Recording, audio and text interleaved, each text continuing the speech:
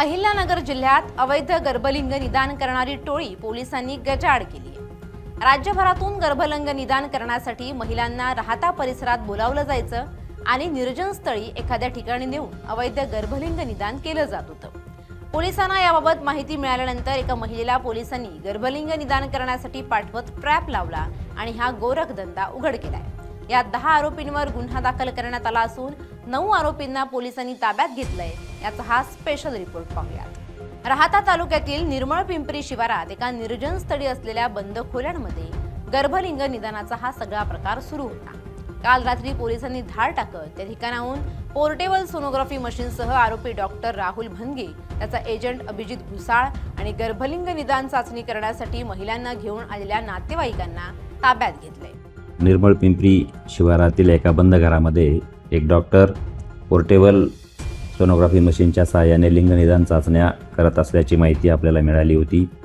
त्यानुसार आपण वैद्यकीय अधिकाऱ्यांसह त्या ठिकाणी एक बनावट गरोदर महिला पाठवून रेड कारवाई केली आहे। त्यामध्ये हा जो डॉक्टर आहे नेवासा येथील डॉक्टर राहुल भनगे व त्याच्याकडे असणारा एजंट अभिजित भुसाळ हे दोघेही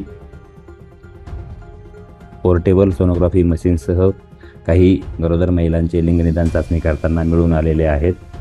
त्या अनुषंगाने आपण संपूर्ण घटनेचा सविस्तर पंचनामा केलेला आहे आणि लोणी पोलीस स्टेशन या ठिकाणी महाराष्ट्र मेडिकल प्रॅक्टिशनर कायदा, त्याचप्रमाणे PCPNDT ॲक्ट तसेच BNSच्या अनुषंगिक कलमान्वये गुन्हा दाखल केलेला आहे। यामध्ये जे काही पोर्टेबल सोनोग्राफी मशीन आहेत, डॉक्टरांनी वापरलेल्या 4 व्हीलर्स आहेत, त्या आपण जप्त केलेल्या आहेत। यातील डॉक्टर, त्याचा एजंट, त्या दोघांनाही आपण अटक केलेली आहे। त्याचप्रमाणे त्या ठिकाणी 8 गरोदर महिला तपासणीसाठी आल्याचे दिसून आले होते। त्यांच्या कुटुंबियांना देखील आपण अटक केलेली आहे या गुन्ह्यामध्ये। या सर्व महिलांची मेडिकल तपासणी देखील करण्यात आलेली आहे आणि लोणी पोलीस स्टेशन या ठिकाणी या संपूर्ण गुन्ह्याचा तपास सुरू आहे। दरम्यान ज्या शेतातील बंद खोल्यांमध्ये हा सगळा प्रकार सुरू होता त्या जागा मालकानं प्रतिक्रिया दिली आहे। आम्ही शेतीपासून 3 किलोमीटर लांब राहतो, त्यामुळे रात्रीच्या वेळी इकडे कुणीच येत नाही। डॉक्टरचा एजंट भुसाळ हा परिसरात राहतो, त्यामुळे त्यानं ही जागा हेरून हा सगळा प्रकार इथे केला असावा।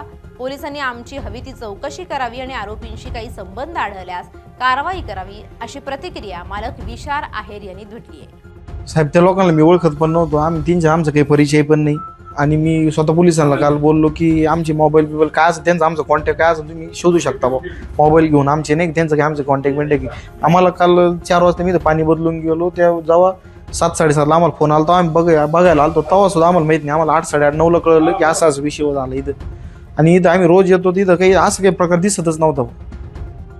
मग नेमकं तुमचं इथलं दिनचर्या कशी असते? तुम्ही रोज शेतावर येता काय? सकाळी शेतात येतो आम्ही, त्या पाणी झाडाची आपली सेटिंग, डाळिंबाची आपला बाग इथे डाळिंबाची सेटिंग बघण्यासाठी आणि पाणी बदलण्यासाठी, आणि परत 4 वाजता परत एकदा पाणी बदलण्यासाठी येतो।